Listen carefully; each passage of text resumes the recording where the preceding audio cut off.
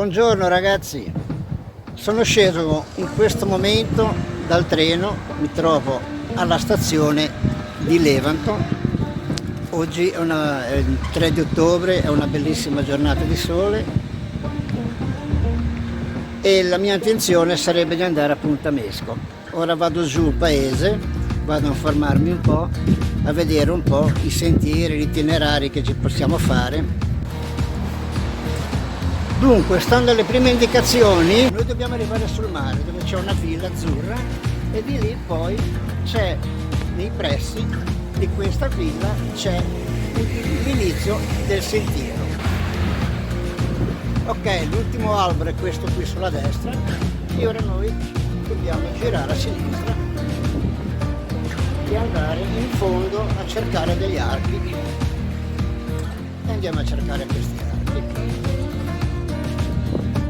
Allora, arrivati in fondo alla strada, si gira da questa parte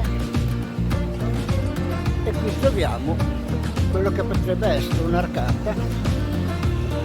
Qui c'è la gelateria al Porticciolo e qui siamo sul mare. Ora qui si dovrebbe trovare, dobbiamo cercare la villa. Lì c'è il casino municipale di Levanto, la villa azzurra, una villa azzurra che dovrebbe essere quella là davanti. Andiamo a vedere.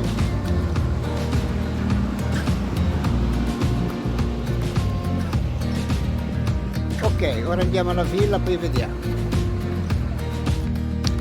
Allora siamo arrivati in prossimità della villa e sul muro qua si vede già un segnale, due bande bianca e rossa. Comune di Levanto, Punta Mesco, castello medievale, Monte Rosso. Guardiamo se riusciamo a fare tutto. Di sicuro ci sarà da salire. Alla fine della scalinata che c'è il segnale con le due bande bianca e rossa, di conseguenza si dovrebbe proseguire da questa parte.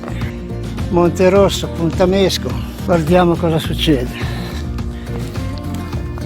La salita si presenta subito abbastanza ripida, il caldo comincia a farsi sentire, sarà meglio prendercela piano piano.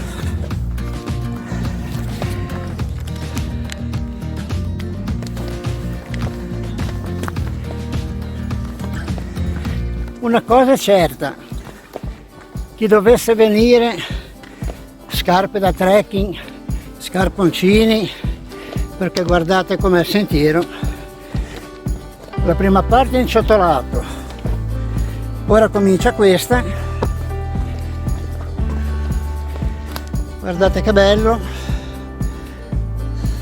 E io oggi non ho una buona giornata per arrampicarmi, non lo so, guardiamo un po', dai. Al limite si torna indietro. Ho dormito poco e male. Per fare queste escursioni bisogna essere riposati.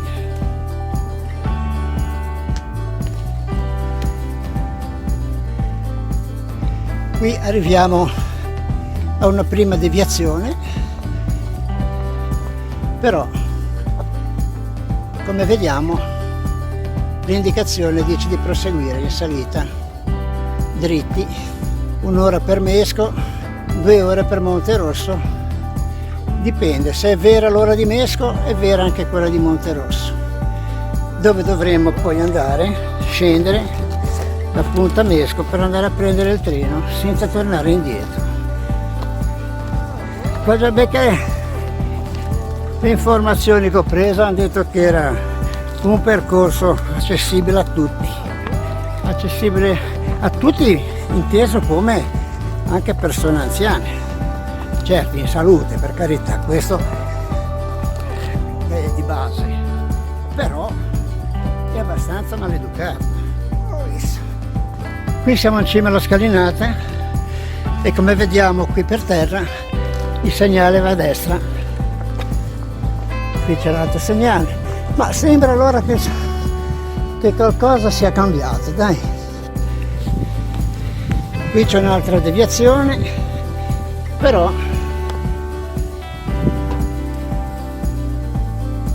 c'è scritto Monte Rosso, la strada sulla destra è chiusa. Allora si prosegue, però vedo che ci sono le macchine. A questo punto ci si può arrivare da queste parti anche con la macchina. Sì, però direte, un'escursione è bella se si fa a piedi. Dunque si arriva in prossimità dell'hotel Giada del Mesco e si va giù da questa stradina, non bisogna più continuare. Infatti qui ci sono i segnali Mesco e Monte Rosso.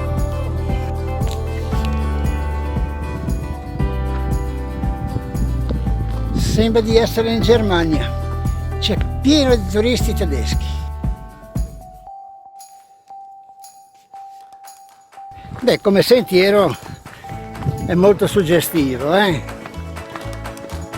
perché comunque sia costeggia il mare, tutto il promontorio è molto bello.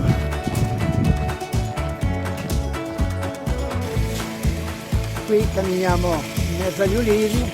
Stamattina c'è un bel po' d'aria e anche bella fresca e fa piacere, aiuta. Il problema è che si suda molto e con quest'aria fresca si rischia.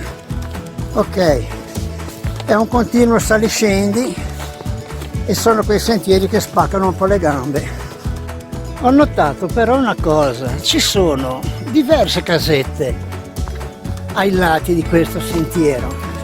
Ora, se c'è una casa ci sono degli abitanti, se ci sono degli abitanti ci sono dei mobili e i mobili lì non si possono portare a piedi su dal sentiero.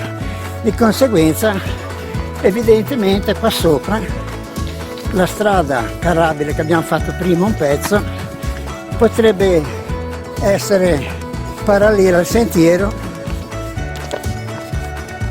Vedete, qua c'è un'altra casa, camminare parallela al sentiero, però sulla strada che si può andare con la macchina. Di conseguenza chi non vuole camminare a questo punto penso che potrebbe approfittare di arrivare fino almeno a un certo punto con l'auto. Certo, chi ce la fa, il bello è proprio questo, farsi tutto il sentiero, andare un po' su, andare un po' giù, però insomma. Ok, qui ci sono delle deviazioni.